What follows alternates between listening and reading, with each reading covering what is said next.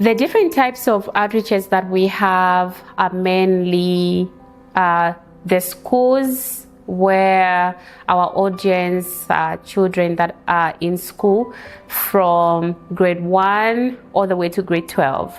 And mainly we tailor our message to suit each age group. Mainly we talk about child protection and also SRH, and also how to identify abuse, how to report, when to report, and how to stay safe. And also we give them tips on how to do that. The other type is where we go into the churches.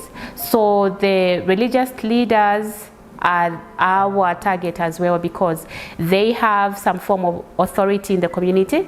They have like a larger following, and their word goes. They are respected. They listen to them. So targeting them is very important, because it gives us another way to reach out to the people, because we don't want them, when a child has been abused, they tell the parents to say, go and sit down and talk about, no, let's pray about it.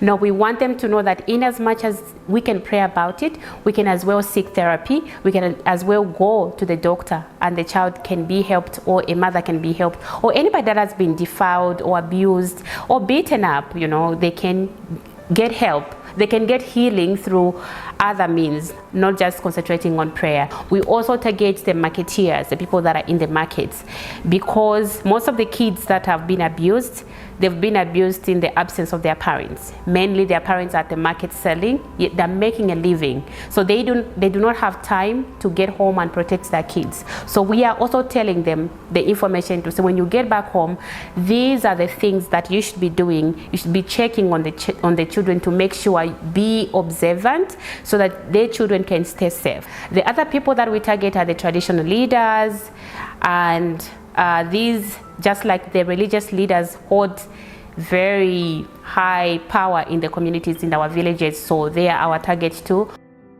What happens after one of these events? It's a lot. Like, we have what we call post-GBV sessions, where we now begin to tackle the issues on a personal level, not as a group. So we set up our spaces where counseling starts to happen, and then people begin to report what has been happening to them or to their neighbors in their villages, and so on. So we have those sessions right there in the spaces if we have enough time, whether it's in school, it's at a clinic, at the market, or anywhere where we're having audience. But we also refer them to the hospitals or the clinics where they can continue with therapy. I'll give an example of one mom who is a marketeer, whose child was defiled by somebody they know in the community. She did not know that he was doing that whenever she was at the market, because she would sell and leave her daughter back home.